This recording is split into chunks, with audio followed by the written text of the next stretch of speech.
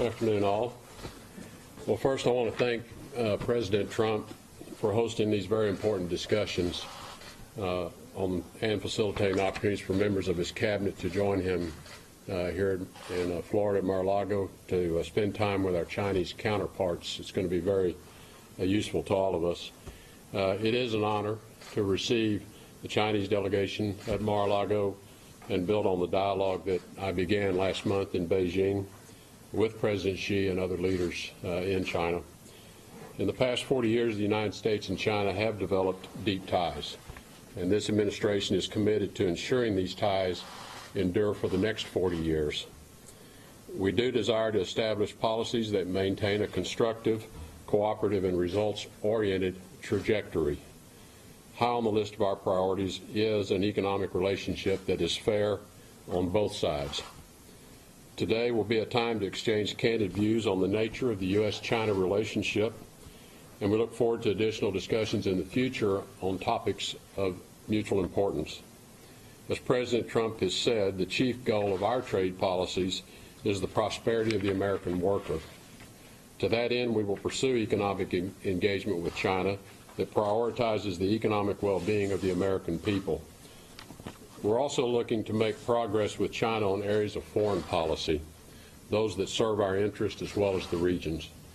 And we're hopeful that China will find ways to exercise influence over North Korea's actions to dismantle their nuclear weapons and their missile technology programs. Whether it's using their authority on the UN Security Council or utilizing new levers of power, China can be part of a new strategy to end North Korea's reckless behavior and ensure security, stability, and economic prosperity in Northeast Asia. Yet even as we share a desire to work together, the United States does recognize the challenges China can present to American interest. We renew our strong commitments to our allies in Asia and around the world who have been valuable partners in preserving shared values and security interest. Similarly, the United States will protect our citizens and our institutions against cyber attacks. On other areas of disagreement, such as human rights and religious freedom, the United States will be firm in representing our core democratic values and advocating for the right of all people to live in freedom. The Trump administration remains dedicated to working with China toward mutual goals of respect, security, and prosperity. As we do so, we will not shy away from frank discussions which are necessary to narrow our differences. I hope President Xi, First Lady Madam Peng, and the entire Chinese delegation enjoy their visit to the United States, and we look forward to our discussions with them. Thank you. Sir, do you have a statement on Syria? Well, obviously, the events that have occurred in Syria with the chemical weapons attack here in the past day have just, I think, horrified all of us and brought to the front pages and to our television screens as well the tragedy that is part of the Syrian conflict. There is no doubt in our minds, and the information we have supports, that Syria, the Syrian regime under the leadership of President Bashar al-Assad are responsible for this attack. And I think further it is very important that the Russian government consider carefully their continued support for the Assad regime. Sir, does Assad have to go?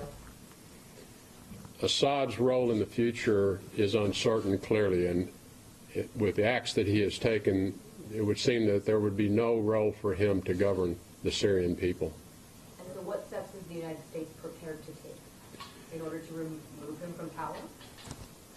Well, the process by which Assad would leave is something that I think requires an international community effort, both to first defeat ISIS within Syria, to stabilize the Syrian country, to avoid further civil war, and then to work collectively with our partners around the world through a political process that would lead to Assad leaving. So will you and President Trump organize an international coalition to remove Assad?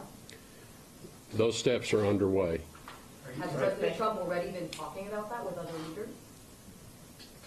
Thank you. Is the administration considering military strikes, new military strikes? That there's been reports out today saying that. We are considering an appropriate response for this chemical weapons attack, which violates all previous UN resolutions, violates international norms, and long-held agreements between parties, including the Syrian regime, the Russian government, and all other members of the UN Security Council. It's a serious matter. It requires a serious response. Thank you. Everybody, appreciate your time. Thank you, everyone.